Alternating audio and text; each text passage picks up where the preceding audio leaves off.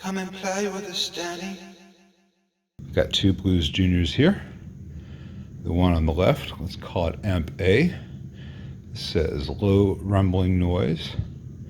The amp on the right, which we shall call amp B, says no power. Now, every time I do a video on a Blues Junior or Fender Hot Rod or Deluxe Reverb, I say that, hey, they all have the same issues. The filter caps are bad. The solder joints for the pots and jacks break. And on the Hot Rod series, there's some stuff in the low voltage supply. And invariably, someone always posts, hey, mine, it's been going strong for forever, and I use it every night, and I've never had any issues. And that is fantastic. I'm really lucky. There are a lot of people who are jealous of you. But I get these in all the time for very similar complaints, and the fixes are almost always the same. So we're going to open these up and see what's wrong with amp A and with amp B. And just a quick note, amp A is also missing the hardware holding the input jack tight. So that might be contributing to its woes. But other than that, they are nearly identical Blues Juniors with the tweed. And let's see what's going on with them. All right, amp A, with a quick visual inspection, there's no obvious leakage in the blue IC brand filter caps.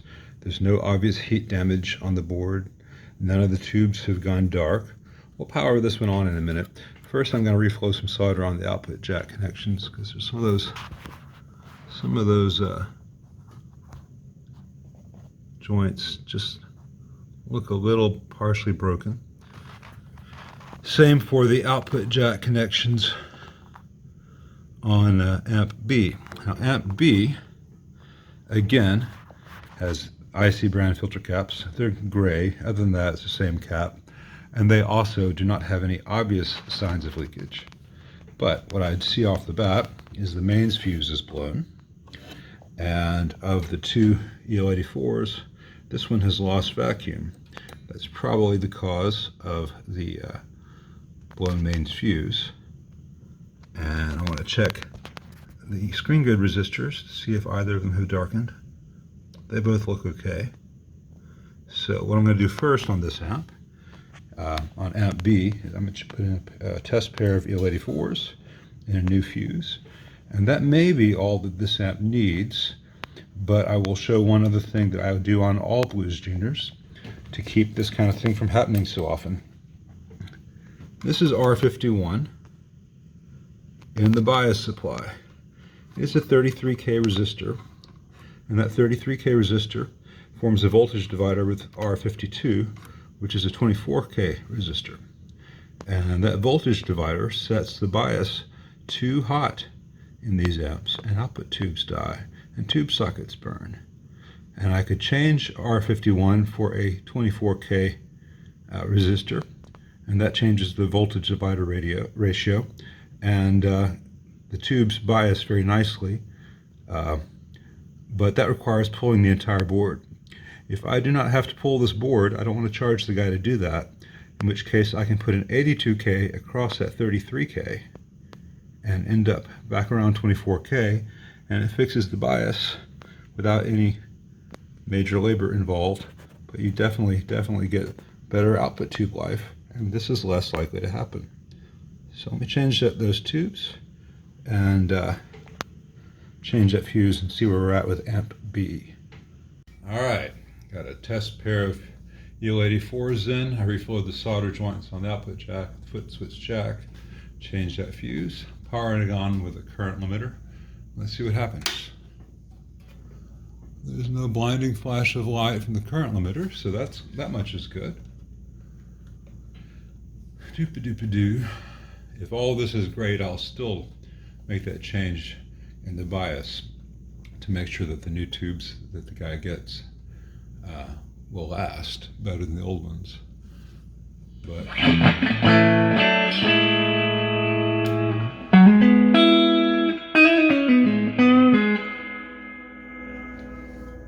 so it's obviously working. Let's make sure all the controls are quiet with no crackles. So far, so good.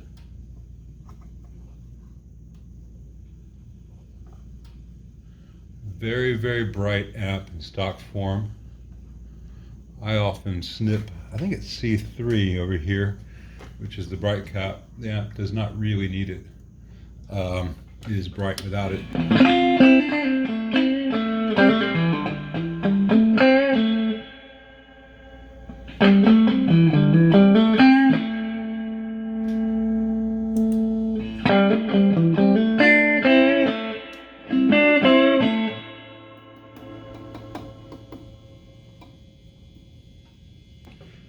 The environmental noise is the guitar. I'm just very close to the transformers. If I rotate, it's better.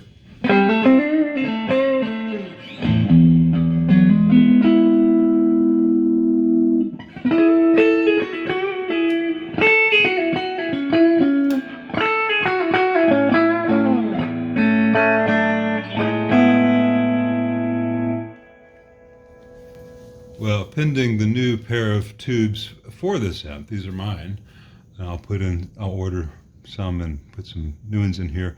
Once those are in, I give it a several hour burn in just to make sure everything's copacetic. And when I call the owner to let him know what I have done, I will ask him if he would like that bright cap taken out. I'll confirm that. Yeah, it's C3. It's a little orange ceramic right here by the volume pot. Makes the amp really harsh. Can't really see it in this, but I've got the treble at like 9 o'clock right now. All the way off on the treble. Check the boost off.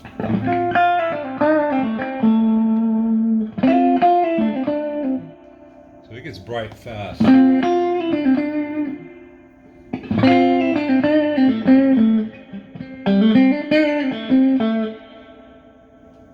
Just for educational purposes, since I get to play more amps than most people do.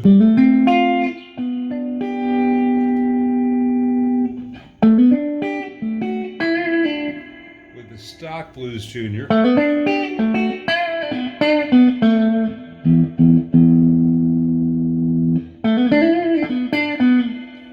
way to get the most deluxe reverb-esque sound out of this amp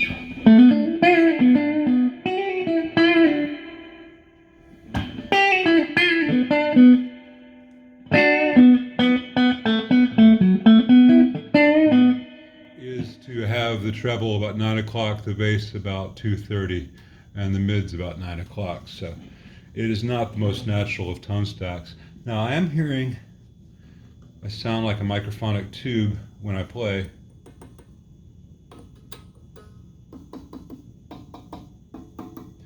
It's not any of the tubes. It could be the cab vibrating. So in a little bit I'll check. The amp's got 6 screws holding the baffle to the cabinet. And as the wood goes through humidity and temperature changes, it shrinks and expands, and those screws can get loose. You can get little buzzes like I'm hearing. And I will make sure that those are all tight. Of the 6, 1 is hidden behind the little badge on the front middle. You can't really do much about that from the front. Sometimes you can snake your hand up in there and tighten it, but the other 5 you can tighten by hand pretty easily. And sometimes this plastic molded speaker cable can cause noise. So I like to manipulate that along its length just to make sure. With the master on 10, we'll turn the volume up a little bit.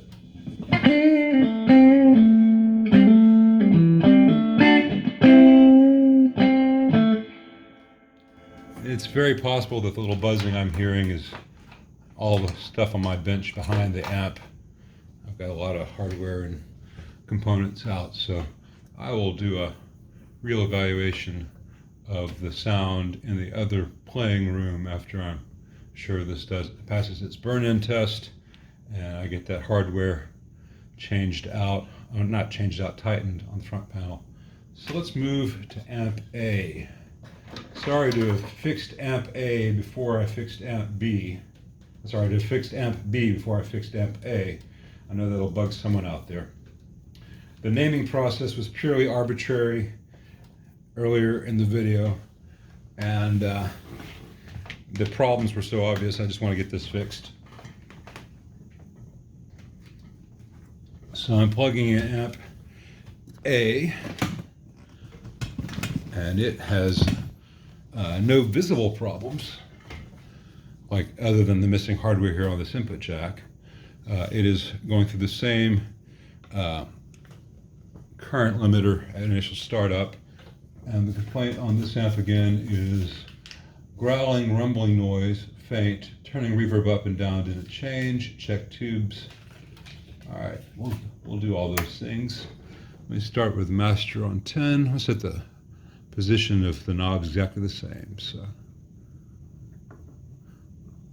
just over 9 o'clock on treble, about 2:30 on bass, about 9 o'clock on mids, master all the way up, reverb just barely on. And let's start with the volume at 9 o'clock. Hear a little bit of a hum. Not too bad, but certainly more than I did with amp B. But again, I have known good power tubes in amp B. So I'm not hearing anything when I tap on the tubes or the output jack. Let's plug in and see what it sounds like.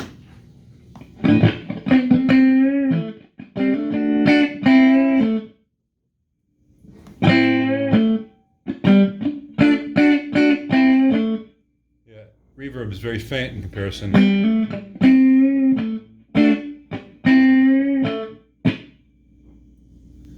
wonder if he has the leads reversed. Let's see. Looks like the other one might have. No, it's red there.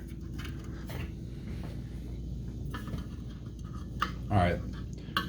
The red input to this tank was very loose. And there's a lot of dust here, so as that was loose and there was dust, it may not just be a good connection. So let me get that tight and recheck that reverb.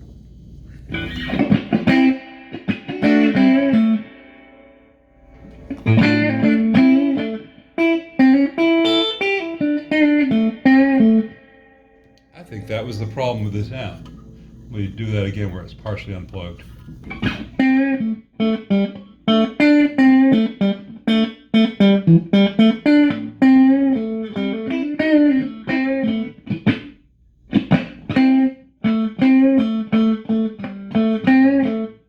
A little bit of ugliness to the sound because this circuit doesn't have a good load, or the load's intermittent. So let me plug that back in. It's not really tight even when I push it all the way in. So what I need to do, first thing I'm going to do, just manually compress these 4 springs on the RCA jack just a little bit, just to get it so when it be a little more mechanical pressure. And then I'm going to spray all that, because it was loose and there was a lot of dust, with the deoxit. Now, while the deoxit is still on there and liquid, I'll insert it and remove it a few times. It should help clean the connection on the RCA plug. That is still not very tight. All right, I got the damn tank out and was able to crimp that on there, and it's rock solid. Now let's do the same to this one. So it's not going to go anywhere. And then we'll test that before we screw everything back in place. So just lay it here for right now. Power the amp on.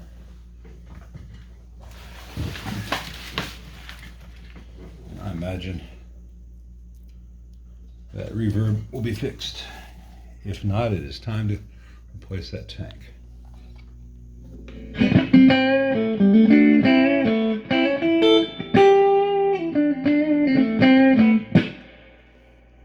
All right, let me turn this off for a second because I'm curious about something. This amp has a good hum, real strong hum, and I suspect it is due to the output tubes not being well matched anymore. These amps punish output tubes with the hot bias so much that tubes can start off matched and they won't end up that way. This amp, according to the date code on this reverb tank, is only from 2019. So, given that no one has been gigging for much of 2020 and 21, this amp should be relatively brand new as far as hours at actual stage volume go. But this is just a very punishing circuit for relay force. So I'm going to put in a test pair. I believe this is a matched test pair. Sometimes they get mixed up in my drawers. Let's see what the hum level is like, because it's also possible that the hum is caused by these.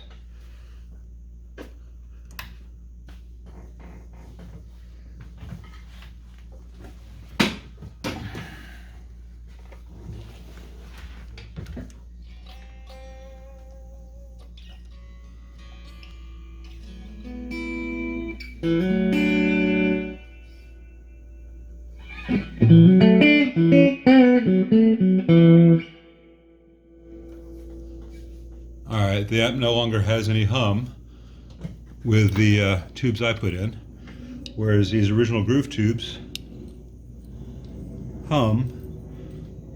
They say 6 on them. Groove tube matches. Their matching isn't very good, but these both said 6. But you'll notice, I don't know if it shows, the one on the left, the 6 is faded. It has gotten hotter than the one on the right. So these are no longer matched, and that's why this amp had quite a bit of hum. So both amps are getting a new matched pair of EL84s, and both amps will get that bias fixed.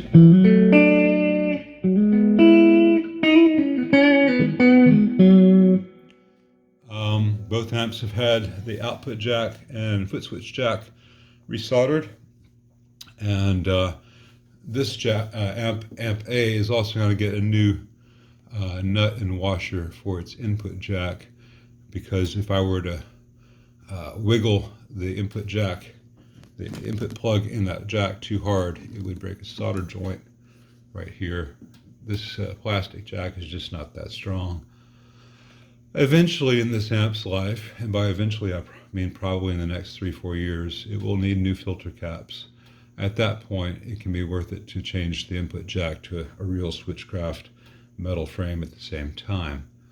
But right now, unless the owner is about to go on a world tour with the thing, it's probably not in the budget.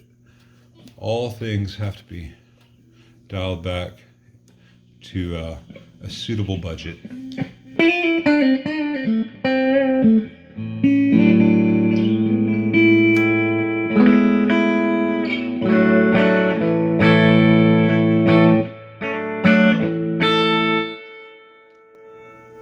But I think both owners will be very glad to know that the problems were relatively minor and the bills will be very low, and the amp should be healthier than ever. I will also dust the panels on both amps because they are sorely in need of it.